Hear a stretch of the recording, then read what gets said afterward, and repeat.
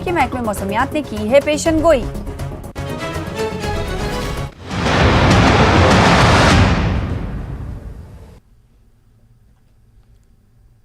Bulletin की शुरुआत बड़ी खबर के साथ करेंगे। आपको बता दें कि बड़ी खबर इस हवाले से आ रही है कि मेंढर से बड़ी खबर है। आपको बता दें कि भाटा धूरिया मेंढर में पूंछ में आसमानी बिजली गिरने की खबर बताई जा रही है। इसके अलावा आपको बता दें कि फौज की एक गाड़ी भी जद में आने की खबर है। गाड़ी में कई जवान कहा जा रहा है कि सवार थे। हादसे में कुछ हलाकतों का भी खदशा जाहिर किया जा रहा है। जैसा कि आप जानते हैं कि लगातार मूसलाधार बारिश हो रही है और बारिश के चलते इस वक्त मामूलात जिंदगी जो है दरहम बरहम दिखाई दे रही है। इस हवाले से आपको तफसीलात देंगे। फिलहाल आगे बढ़ लेते हैं। पाकिस्तान के वजीर खारजा बिलावल भुट्टो जरदारी 4 और 5 मई को हिंदुस्तान के दौरे पर होंगे। बिलावल गोवा में मुनक्किद होने वाले SCO के इजलास में शिरकत करेंगे। वाज़ेह है कि दफ़ा 370 की मनसूखी के जरिए जम्मू कश्मीर की खुसूसी हैसियत खत्म करने के बाद पाकिस्तान के वजीर खारजा का ये पहला दौरा है। इसी बीच ज़राए के हवाले से खबर मिली है कि पाकिस्तान ने हिंदुस्तान से 2 तरफा मुलाकात की दरख्वास्त की है। शंघाई ताउन तंजीम के वज़राए खारजा की मीटिंग के दौरान वजीर खारजा एस जयशंकर से 2 तरफा मीटिंग की दरख्वास्त की गई है।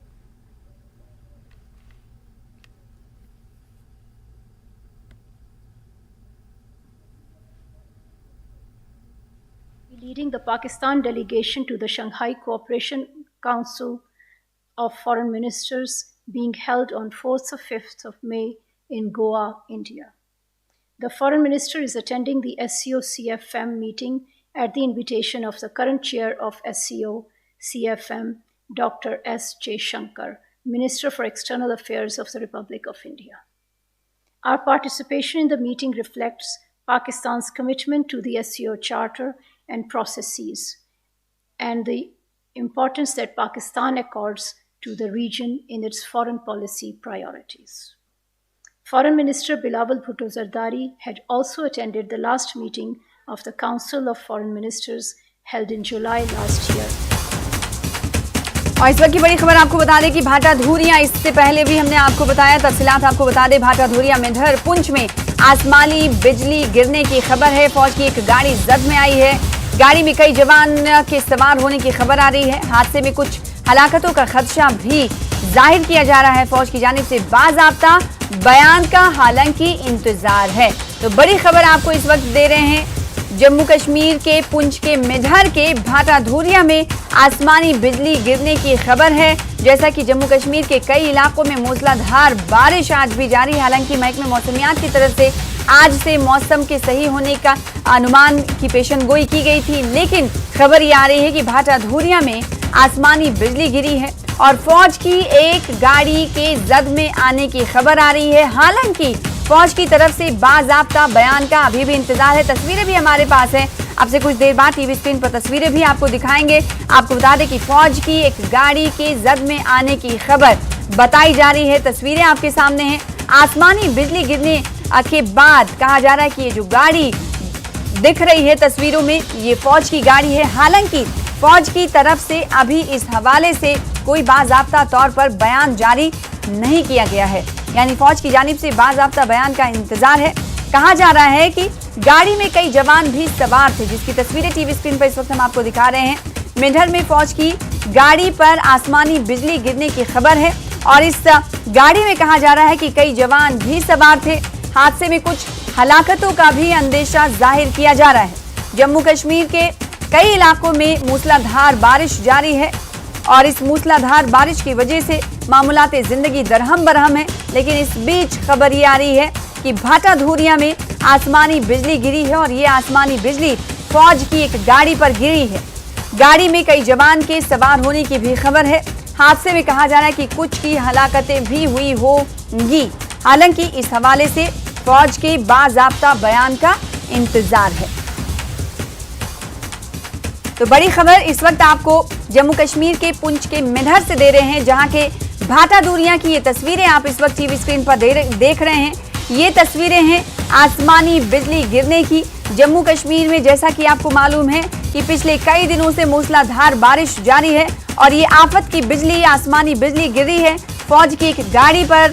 और कहा जा रहा है कि इस गाड़ी में कई जवान भी सवार थे और ये अंदेशा जाहिर किया जा रहा है, ये खदशा जाहिर किया जा रहा है कि कुछ की हलाकतें भी इस वाकये में हुई होंगी। हालांकि इस हवाले से फौज की जानिब से बाज़ाब्ता तौर पर कोई बयान अभी सामने नहीं आया है। तो इस वक्त की बड़ी खबर आपको दे रहे हैं। जम्मू कश्मीर में जहां मूसलाधार बारिश हो रही है, मामूलाते जिंदगी दरहम बरहम है, कई रास्ते बंद हो गए हैं, लद्दाख नेशनल हाईवे की तरफ किसी को जाने नहीं दिया जा रहा है। इस बीच आसमानी बिजली आफत बनकर सामने आई है। ये वाकया है भाटा धूरिया का, जहां पर फौज की गाड़ी पर यह आसमानी बिजली गिरी है और इस आसमानी बिजली के गिरने के बाद की तस्वीरें टीवी स्क्रीन पर आपके सामने हैं। किस तरह से गाड़ी धू धू कर जलती हुई दिखाई दे रही है। आसपास लोगों का जमावड़ा है और फौज का भी जमावड़ा आप देख सकते हैं। कहा यह जा रहा है कि जिस गाड़ी पर यह बिजली गिरी है उस गाड़ी में कई जवान सवार थे। तो हादसे में इसी वजह से कुछ हलाकतों का खदशा जाहिर किया जा रहा है। हालांकि इस हवाले से फौज की तरफ से अभी कोई बाज़ाब्ता तौर पर बयान सामने नहीं आया है। फिलहाल तस्वीरें आपके सामने हैं और इत्तलात आपको हम फराहम कर रहे हैं। ये तस्वीरें हैं जम्मू कश्मीर के पुंछ के मेधर के भाटा धूरिया की, जहां पर आसमानी बिजली गिरी है और आसमानी बिजली फौज की एक गाड़ी पर गिरी है। फौज की गाड़ी पर जब ये आसमानी बिजली गिरी तो गाड़ी आग की लपेट में आ गई। आप तस्वीरों में देखकर अंदाजा लगा सकते हैं। और कहा यह जा रहा है कि जब आसमानी बिजली गिरी तो इस फौज की गाड़ी में कई जवान भी सवार थे। इसी वजह से ये खदशा जाहिर किया जा रहा है कि हादसे में कुछ की हलाकतें भी हो सकती हैं। हालांकि इस हवाले से फौज की तरफ से अभी कोई फॉर्मल बयान सामने नहीं आया है। फौज की जानिब से बाज़ाब्ता बयान का इंतजार है।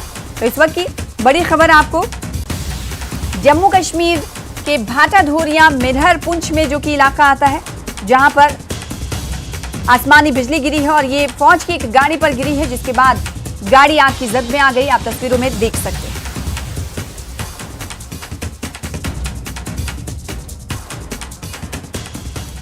नेशनल कॉन्फ्रेंस के सूबाई सदर रतन लाल गुप्ता ने पाकिस्तान के वजीर खारजा बिलावल भुट्टो के आइंदा दौरे हिंदुस्तान का खैर मकदम किया है। जम्मू में न्यूज़ 18 से बातचीत करते हुए रतन लाल गुप्ता ने कहा कि हिंदुस्तान और पाकिस्तान दोनों खून खराबे के शाहिद हैं, लेकिन अब दोनों को समझ लेना चाहिए कि हम अपने दोस्त तो बदल सकते हैं लेकिन पड़ोसी कभी नहीं बदल सकते।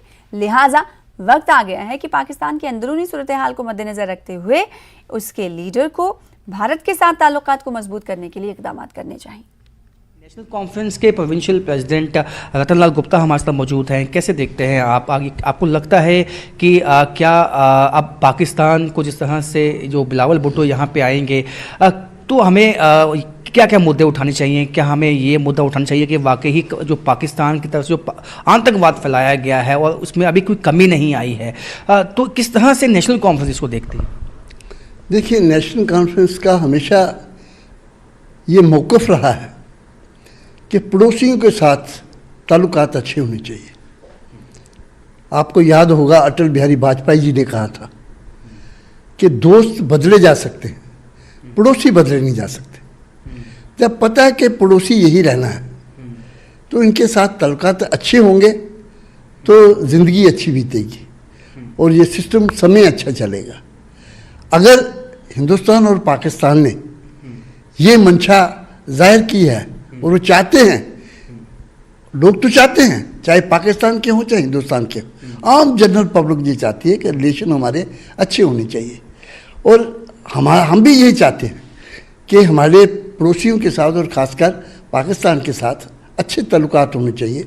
और मैं समझता हूँ कि अगर हिंदुस्तान की गवर्नमेंट और पाकिस्तान की गवर्नमेंट चाहे, नेक नीयत से चाहे और आपस में ताल्लुकात अच्छे अगर हो जाएं तो इसका मैं समझता हूँ सबसे ज़्यादा फ़ायदा जो होगा वो जम्मू कश्मीर को होगा। ये हासिल तो कुछ नहीं किया 1947 के बाद, मतलब पाकिस्तान ने यहाँ जम्मू कश्मीर के अंदर या हिंदुस्तान के साथ झगड़ा करके 3 जंगें की हैं।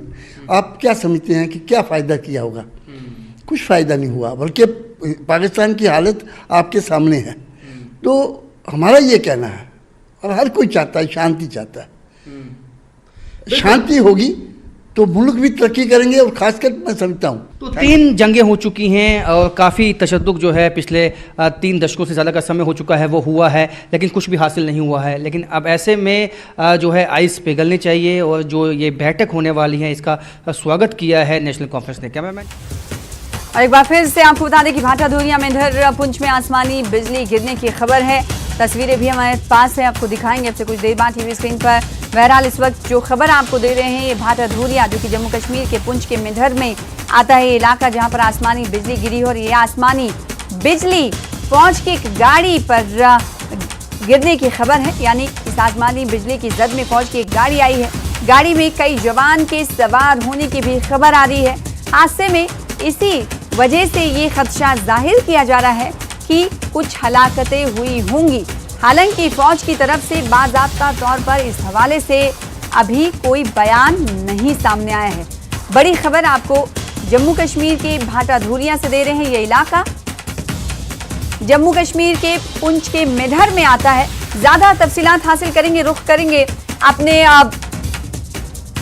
जम्मू कश्मीर एडिटर का, सीनियर एडिटर का, जो कि इस वक्त तेजिंदर सिंह सोढ़ी हमारे साथ फोन लाइन पर मौजूद है। कितने बजे का वाकया है तेजिंदर सिंह सोढ़ी? और साथ ही ये कहा जा रहा है कि जबकि हम तस्वीरों में देख पा रहे हैं कि फौज की एक गाड़ी आसमानी बिजली गिरने की जद में आई है, तो ये भी खदशा जाहिर किया जा रहा है कि कई जवान की भी हलाकतें हुई होंगी। कुछ जानकारी इस हवाले से फौज की तरफ से कुछ इत्तलात दी गई है? बहरहाल एक बार फिर से हम जुड़ने की कोशिश करेंगे तेजिंदर सिंह सोढ़ी से। एक बार फिर हम आपको बता दें कि फौज की जानिब से बाज़ाब्ता तौर पर बयान का इंतजार है। हालांकि कहा जा रहा है कि फौज की गाड़ी में कुछ जवान के सवार होने की खबर है। और जो तस्वीरें टीवी स्क्रीन पर आप देख पा रहे हैं इससे आप अंदाजा लगा सकते हैं कि किस तरह से ये आफत की आसमानी बिजली फौज की गाड़ी को जद में लेकर आई। और इस गाड़ी में कहा जा रहा है कि कई जवान सवार थे। हादसे में कुछ हलाकतों का खदशा भी जाहिर किया जा रहा है। तो भाटा धूरिया मेंढर पुंछ में आसमानी बिजली की खबर है, बिजली गिरने की खबर है। और ये बिजली फौज की एक गाड़ी की भी जद में आई है। बिजली गिरने पर गाड़ी में कहा जा रहा है कि कई जवान सवार थे और इसीलिए ये अंदाजा या फिर अनुमान या खदशा जाहिर किया जा रहा है कि इस हादसे में, इस आसमानी बिजली गिरने के हादसे में कुछ की हलाकतें भी हुई होंगी। तेजिंदर सिंह सोढ़ी सीनियर न्यूज़ 18 के एडिटर JKLH के हमारे साथ इस वक्त फोन लाइन पर मौजूद हैं। ये वाकया कितने बजे का है तेजिंदर सिंह सोढ़ी जी? और साथ ही साथ ये जानना चाहेंगे, कहा यह जा रहा है कि जब ये आसमानी बिजली फौज की गाड़ी पर गिरी तो उस वक्त उस गाड़ी में कई जवान भी सवार थे। इस हवाले से कुछ ऑफिशियल स्टेटमेंट सामने आया फौज का? देखिए सना, अभी तक जो फौज का कोई ऑफिशियल स्टेटमेंट नहीं आया है। फौज कुछ ही देर में एक ऑफिशियल स्टेटमेंट जारी करेगी। लेकिन एक बुरी खबर यह है कि इस पूरे हादसे में कुछ फौज के जवान जो हैं उनके मारे जाने की खबर आ रही है।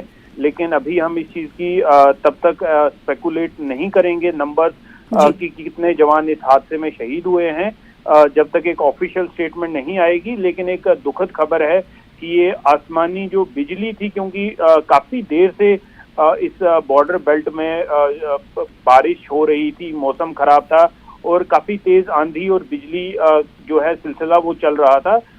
आज लगभग कुछ ही देर पहले, लगभग एक डेढ़ घंटे पहले का ये हादसा हुआ है। ये आर्मी की जो गाड़ी है, भाटा धूरिया इलाका है जो लाइन ऑफ कंट्रोल के साथ मेंढर इलाके में सटा हुआ है, वहाँ से आर्मी की गाड़ी जा रही थी और अचानक से जो अभी वहाँ पर आई विटनेसेस हैं, जो सोर्सेज हैं, वो ये कह रहे हैं कि अचानक से बिजली गिरी इस गाड़ी पे और ये दू करके जलने लगी। जो पूरी अभी ऑफिशियल स्टेटमेंट है, क्या हुआ, क्या कारण थे, क्या कोई इसमें ज्वलनशील पदार्थ रखा हुआ था, क्या जो एक्सप्लोजिव थे क्या उनमें विस्फोट हुआ जिस वजह से ये जो हादसा है वो हुआ जब इस गाड़ी पे बिजली गिरी है। तो ये सारी जानकारी जो है जब आर्मी एक ऑफिशियल स्टेटमेंट इशू करेगी उसके बाद ही पता चलेगा कि कितने जवानों की जो जान है वो इस हादसे में गई है। लेकिन अभी रेस्क्यू ऑपरेशन जो था वो चल रहा है। वहां पर जो इस गाड़ी में बाकी जवान फंसे हुए थे उन्हें आर्मी के हॉस्पिटल पहुंचाया जा रहा है। तो प्रायोरिटी ये थी कि जो लोग जख्मी हुए हैं उन्हें हॉस्पिटल शिफ्ट कर दिया जाए। बट जो फर्दर डिटेल्स हैं वो जब आर्मी एक ऑफिशियल स्टेटमेंट इशू करेगी उसके बाद ही मालूम चल पाएगी। जी इब्तदाई तौर पर ये जानना चाहेंगे तेजिंदर सिंह सोढ़ी साहब, जो इस वक्त हम तस्वीरें गाड़ी की देख पा रहे, धू करके गाड़ी जलती हुई दिखाई दे रही है। जब भी आसमानी बिजली गिरती है तो अमूमन ये देखा जाता है कि आसपास का जो इलाका होता है वो गड्ढे में तब्दील हो जाता है, लेकिन आसमानी बिजली जो है ये फौज की गाड़ी पर कहीं ना कहीं गिरी है, जिसके बाद ये गाड़ी की हालत हमें दिखाई दे रही है। और आमतौर पर यह भी देखा जाता है कि जब फौज का कॉन्वॉय चलता है या गाड़ी चलती है उसमें 15 से 16 जवान होते हैं। क्या इस हवाले से कुछ सामने तफसीलात आ पाई हैं, जानकारियां सामने आ पाई हैं कि कितने जवान उस वक्त इस वाकये के वक्त इस गाड़ी में मौजूद थे? देखिए सना, अभी एग्जैक्ट जो है फिगर्स डिस्क्लोज नहीं किया जा सकता कि कितनी कैजुअलिटी हुई है या कितने जवान इस गाड़ी में उस वक्त मौजूद थे, क्योंकि ये नंबर एक बात, ये तो बॉर्डर का इलाका है, तो यहाँ पर एग्जैक्ट नंबर जो गाड़ी में जवान ट्रेवल करते हैं वो वेरी करता है। कभी 1-2 भी जाते हैं, कभी ज्यादा भी जाते हैं। तो अभी इसीलिए आर्मी जो है एक ऑफिशियल स्टेटमेंट इशू करेगी और उसके बाद ही जो इस पे कोई टिप्पणी की जा सकती है कि इस गाड़ी में कितने लोग उस वक्त मौजूद थे और कितने लोग जो हैं, कितने आर्मी जवान जो हैं वो हताहत हुए हैं। लेकिन अभी जो प्रायोरिटी है वो रेस्क्यू ऑपरेशन की है और जो लोग इसमें इंजर्ड हुए हैं उन्हें हॉस्पिटल शिफ्ट करने की जो प्रायोरिटी है वो है। बाकी रहा ये इन्वेस्टिगेशन का रहेगा कि ये जो बिजली है डायरेक्टली गाड़ी के ऊपर गिरी या इसमें कोई एक्सप्लोजिव पदार्थ थे या कोई फ्यूल था जिसपे जाके ये बिजली गिरी है, जिस वजह से इतनी तेज आग लगी जिससे पूरी गाड़ी धू करके जल चुकी है।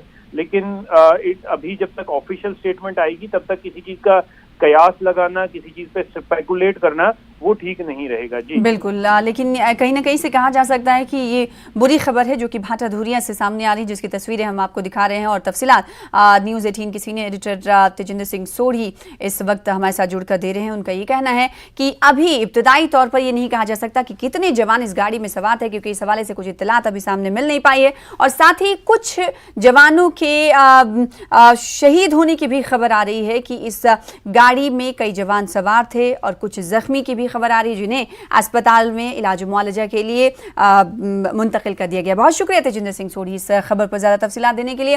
फिलहाल इसी के साथ रुकेंगे छोटे से ब्रेक के लिए, कुछ और खबरों के साथ जल्द लौटेंगे।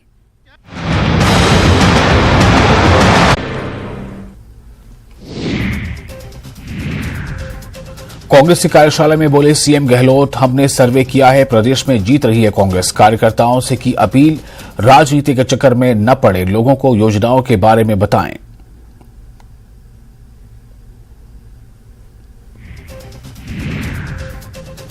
सीएम गहलोत के फिर से सरकार रिपीट होने के दावे पर कांग्रेस सरकार के मंत्रियों ने भी खुशी का इजहार किया है। पीडब्ल्यूडी मंत्री भजन लाल जाटव ने कहा कि सीएम और एआईसीसी का सर्वे 100% सच है। गहलोत की सरकार फिर से बनने जा रही है। कांग्रेस के दावे पर बीजेपी उपनेता प्रतिपक्ष सतीश पुनिया का तंज, कहा मंगेरी लाल के सीन सपने देख रही है सरकार, रिपीट नहीं डिलीट करेगी जनता। राजस्थान के विधायक दिव्या मदेरणा को 2 महीने के लिए मिलेगी वायु श्रेणी की सुरक्षा। ब्रेक के बाद एक बार फिर से आपका इस्तकबाल करते हैं। हिल काउंसिल लेह ने डीसी कॉन्फ्रेंस में चेयरमैन एलएचडीसी लेह ताशी ग्यालसन की सदारत में माली साल 2023 और 24 के कैपेक्स बजट के तहत जिला लेह के ड्राफ्ट प्लान पर तबादला ख्याल किया। इसे हतमी शक्ल देने के लिए जनरल काउंसिल मीटिंग का भी इनेकाद किया गया। रवा माली साल के लिए 300 करोड़ रुपए का डिस्ट्रिक्ट कैपेक्स बजट है। दूसरे दिन मीटिंग का आगाज सेंट्रल एग्जीक्यूटिव एजेंसियों जैसे border roads organisation, national highways and infrastructure development corporation limited, central public works department और दीगर के जरिए जारी मंसूबों के तफसीली जायजे के साथ किया गया। सीईसी ग्यालसन ने वेबकॉस लिमिटेड के अलॉट किए गए प्रोजेक्ट्स पर काम की पेशरफ्त की शदीद मजम्मत की। सीईसी ने बताया कि इस बजट में सेहत और स्कूल एजुकेशन की महकमों को तरजीह दी जाएगी। मुख्तलिफ महकमों जैसे CCDF, पावर, लाइब्रेरीज और नवादरात, तालीम, इंफॉर्मेशन, शिप हस्बेंड्री, LREDA, मिट्टी के तहफ़्फ़ुज़ वगैरह पर भी तबादला ख्याल किया गया। जनरल काउंसिल का इजलास माली साल 2023 और 24 के लिए लेह के ज़िलाई मंसूबे के तहत बजट के मुसवदे को मुत्तफ़क़ा तौर पर मंजूर करते हुए इख्तिताम पजीर हुआ।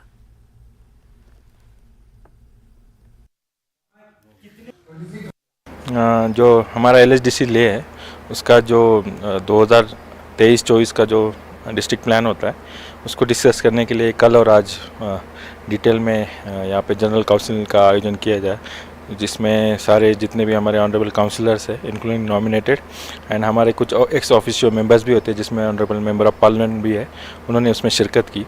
तो डिपार्टमेंट वाइज उसमें डिस्कशन हुआ और मेजर पॉइंट्स बताना चाहूँगा तो इस बार हमारे डिस्ट्रिक्ट जो कैपेक्स होता है उसमें काफ़ी बढ़ोतरी हुई है।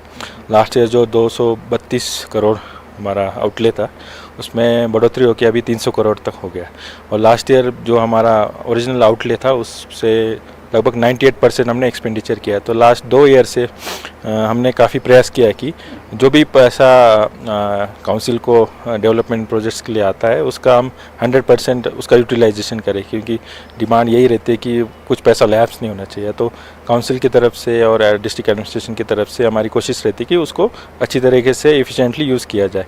तो वो हमारा काफ़ी उस पर डिस्कशन हुआ, और नए इस ईयर का जो प्लान था उसमें जो मैंने बताया 300 करोड़ उसमें हमें आउटले दिया है, उसमें भी डिपार्टमेंट वाइज उस पर डिस्कशन हुआ और ऑनरेबल काउंसलर्स के जो भी सजेशंस थे, कुछ उनके कॉन्स्टिट्यूंस के प्रॉब्लम्स उन्होंने वहाँ पे शेयर किए और कंसर्न डिपार्टमेंट्स ने और मेरे थ्रू उसके जवाब दिए गए। और इसके साथ इस बार हमने क्या किया था कि लद्दाख में और भी कुछ एजेंसीज अपार्ट फ्रॉम हमारे यूटी एडमिनिस्ट्रेशन की जो एजेंसीज होते हैं उनके अलावा भी और कुछ एजेंसीज भी यहाँ काम करती है, जैसे जो public importance related projects execute कर रहे हैं, जिसमें BRO आता है, हमारा CPWD आता है, फिर हमारे NHIDCL आता है, और भी सारी एजेंसीज है। तो इस बार हमने उनको भी इनवाइट किया था और जो भी प्रोजेक्ट्स थ्रू SDP एग्जीक्यूट किए जा रहे हैं वो भी वहाँ पर डिस्कशन किया। जी सबसे पहले तो मैं आप के माध्यम से ये कहना चाहता हूँ, ये हमारा 2 दिन का जो है एनुअल जनरल काउंसिल का मीटिंग जो है प्लान फॉर्मुलेशन के ऊपर हमने रखा गया है, जिसमें जो है काफ़ी डिटेल हर एक चीज़ के ऊपर चर्चा हुआ है। पिछले फाइनेंशियल ईयर में कितना खर्चा हुआ है, कहाँ पे कितना खर्चा किया है, अगर खर्चा नहीं हुआ तो क्यों नहीं हुआ है, और काम आगे अभी कितना पेंडिंग है, उसका सारे का एक डिटेल हमने रिव्यू लिया है। और उसके बाद जो है आने वाले जो हमारे जो फाइनेंशियल ईयर में जो है अभी जो काम होगा उसके बारे में भी जो है हमने विस्तार से जो है प्लान को फॉर्मुलेट किया है, जिसमें लोगों के एस्पिरेशंस और लोगों के डिमांड को जो है हमने प्रायोरिटी में रखा है, और जो जेन्यून और जो बुनियादी जो सहूलियत की चीज़ें हैं उसको हमने प्रायोरिटी दिया है। एजुकेशन सेक्टर को हमने बहुत बड़ा प्रायोरिटी दिया है। इस बार जो है एजुकेशन सेक्टर में तकरीबन जो है हमने जो है हेल्थ और एजुकेशन को हमने प्रायोरिटी दिया है। तकरीबन पिछले साल से जो है हमने 80-90% जो है उनको जो है बजट में एलोकेशन हमने इन्हेंस करके दिया है। तो हमारे लिए एजुकेशन हो गया, हेल्थ हो गया, ये सारे हमारे लिए प्रायोरिटी है। और भी जो है प्रायोरिटी जो सेक्टर्स है उन सब में भी जो है हमने जो है स्पेशल फोकस करके जो है उन सब को हमने कंसीडर किया है इस प्लान फॉर्मुलेशन में। और इस बार जो है हमने तकरीबन 300 करोड़ के ऊपर जो है हमारा कैपिटल जो है कैपिटल जो बजट है जो है हमारा वो हमारा तकरीबन 300 करोड़ के ऊपर है। 25 करोड़ के का हमारे पास सब्सिडी कंपोनेंट में पैसा है। तो ये जो 300 करोड़ जो है जो हमें पिछले बजट में जो है हमारा एलोकेशन 232 था, वो बढ़ के जो है इस बार 300 करोड़ हुआ है जी। तो 300 करोड़ के ऊपर हमने प्लान फॉर्मुलेशन किया है। मैं सबसे पहले तो आपके माध्यम से ये भी कहना चाहूँगा कि हमारे जो बजट को जो है यूजुअली जो है 10% जैसा हम एक्सपेक्ट करते हैं इंक्रीज़ हो जाएगा, लेकिन इस बार काफ़ी ज़्यादा हमें इंक्रीज़ करके दिया। और हमारे काउंसिल के एफिशिएंसी और परफॉर्मेंस को देख के जो है यूटी प्रशासन और भारत सरकार ने जो है हमारे काउंसिल के बजट को इन्हेंस किया। तो मैं इसके लिए जो है माननीय प्रधानमंत्री श्री नरेंद्र मोदी जी का, अमित शाह जी का और हमारे UT administration headed by LG साहब, उन सभी का जो है धन्यवाद करना चाहता हूँ। Culture group music artist association ने आज श्रीनगर में एक प्रेस कॉन्फ्रेंस की। प्रेस कॉन्फ्रेंस के दौरान वादी के नामवर गुलकारों ने इल्जाम लगाया कि महकमे सनत व तिजारत ने दुबई में म्यूजिकल परफॉर्मेंस में उनकी खिदमत हासिल की, लेकिन अभी तक उन्हें अदायगी नहीं की गई। इन फनकारों ने महकमे सनत व तिजारत के अफसरान को शदीद तनकीद का निशाना बनाया और इस मामले की तहकीकात का मुतालबा किया। और 12 दिन के लिए हमें परफॉर्म कराया और हमारे बीच में एक कमिटमेंट हुई थी पैसों की, जो कि वो निभा नहीं पाए, जिसका इवन 20% भी हमें नहीं दिया गया। पूरा साल भर हमें ये बोलते गए कि कमेटी है, मतलब डॉज किया गया हमें कि अभी जी कमेटी बिठा रहे हैं, वेरीफाई करना है, जितने भी सारे दुनिया के बहाने थे वो उन्होंने बनाए। जबकि हम इतना ज़्यादा एक्साइटेड थे वहाँ परफॉर्म करने के लिए, अपने कल्चर को प्रमोट करने के लिए और अपने टैलेंट को शोकेस करने के लिए, बट वहाँ से वापस आके हमें पता चलता है कि हमारा पैसा हमें नहीं दिया जा रहा था, हमें डॉज किया जा रहा था, हमें आजकल करके बोला जा रहा था कि कमेटी बिठाएंगे, किसी और डिपार्टमेंट को सौंपा गया वो। बट एनीवे, मैं इसके साथ साथ शुक्रिया अदा करना चाहूँगी हमारे ऑनरेबल लेफ्टिनेंट गवर्नर साहब का, मनोज सिन्हा साहब का, कि वो बहुत ज़्यादा इस टाइम प्रमोट कर रहे हैं आर्ट और कल्चर को और बहुत ज़्यादा चांसेस दे रहे हैं कल्चरल ग्रुप्स को, म्यूज़िक को बहुत ज़्यादा प्रमोट कर रहे हैं। और वो भी वहाँ पे थे पवेलियन में और उन्होंने भी हमें वहाँ पे विटनेस किया कि हमने परफॉर्म वहाँ पे कितने अच्छे से किया। बड़ी दुख की बात है जहाँ एक तरफ गवर्नर साहब कहते हैं कि हम आर्ट को इतना प्रमोट कर रहे हैं, आर्टिस्ट को इतना अपॉर्चुनिटीज़ दे रहे हैं, प्लेटफॉर्म दे रहे हैं, वहाँ पे हम आर्टिस्टों के साथ ऐसा हो रहा है कि वो हमारा जो एक छोटा मोटा जो पेमेंट है उनमें भी घपले हो रहे हैं, हम तक पहुँच नहीं रहे हैं। तो ये बड़ी दुख की बात है और हमारी आज का जो ये प्रेस कॉन्फ्रेंस का ऑब्जेक्टिव यही था कि हमारी बात किसी पहुँचे और हमें जो है वो एक इंसाफ मिले। बात पैसे की या उसकी नहीं है, बात हमारी डिग्निटी की है, हमारी वैल्यू की, हमारी आर्ट की है। कैलेल तराल में लोगों को तिब्बी सहूलियात के हवाले से मुश्किलात का सामना करना पड़ता है। मकामी लोगों ने बताया कि चंद साल कबल अस्पताल के लिए एक नई इमारत तामीर की गई, लेकिन अभी तक उसको महकमे को हैंड ओवर नहीं किया गया। लोगों ने बताया कि इलाके में मौजूद पुरानी इमारत 3 कमरों पर मुश्तमिल है। यहाँ जगह की कमी की वजह से मरीजों और अमले को सख्त मुश्किलात दरपेश हैं। मकामी लोगों ने इंतजामिया से इमारत को शिफ्ट करने की मांग की है।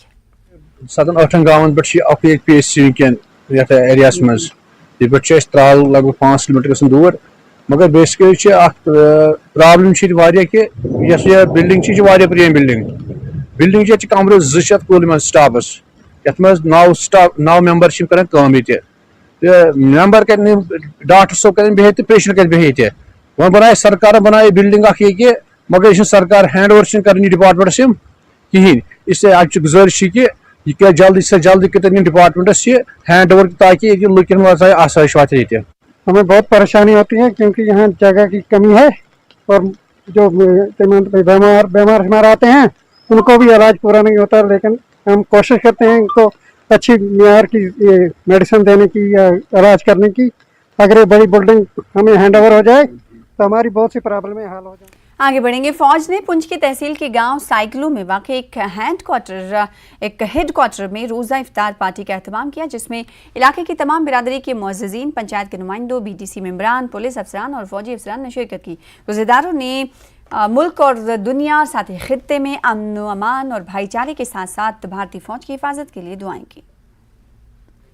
मंडी में जो है आर्मी की तरफ से एक अफ्तारी का प्रोग्राम जो है वो रखा गया था, जिसमें मंडी के तमाम ही ज़िम्मेदारान हजरात मौजूद रहे, जिसमें पुलिस महकमा के भी ऑफिसर मौजूद थे। यहाँ पे ये अफ्तारी का प्रोग्राम इसलिए करवाया जाता है ताकि इस इलाके में आर्मी और आवाम के साथ तालमेल रहे और दीगर जितने भी मामलात हैं वो जो है हुस्न खूबी जो है अंजाम पजीद हो सकें। इंडियन आर्मी को मुबारकबाद पेश करती हूँ जिन्होंने अफ्तार पार्टी यहाँ सेकलों में ऑर्गेनाइज़ की गई है। रावल यहाँ के लेफ्टिनेंट कर्नल रावल साहब ने 12 कमाऊँ ने आज अफ्तारी का प्रोग्राम रखा था। 12 कमाऊँ के CO साहब ने अपनी पलटन की तरफ से, तो ये आज 3-4 साल के बाद हुआ, क्योंकि पहले कोविड था, फिर वो बता नहीं सकते थे, पहले भी होता था, तो ये CO साहब ने रखा प्रोग्राम, बहुत अच्छा प्रोग्राम रखा, हम बड़े इसमें खुश हैं। आज यहाँ ये 12 कमाऊ सेकलू यूनिट जो है आर्मी की, उन्होंने जो एक रिवायत है इंडियन आर्मी की कि रमज़ान में लगभग हर यूनिट जो है वो इफ्तार पार्टी का एहतमाम करती है। आज यहाँ सेकलू यूनिट ने इफ्तारी का एहतमाम किया है। इंडियन आर्मी ने उस लेगेसी को कैरी फारवर्ड किया है कि हर साल की तरह इस साल भी इन्होंने यहाँ पर मुस्लिम कम्युनिटी के लिए इफ्तारी का एहतमाम किया है। इससे एक तो मुस्लिम कम्युनिटी में जो एतमाद है वो बहाल होता है, दूसरा सिविलियन के बीच और आर्मी के बीच जो एक अवामी राबता है वो भी कायम रहता है। फिलहाल इसी के साथ इस बुलेटिन में इतना ही। मुझे दीजिए इजाजत। देखते रहिए न्यूज़ 18 JK। आदाब।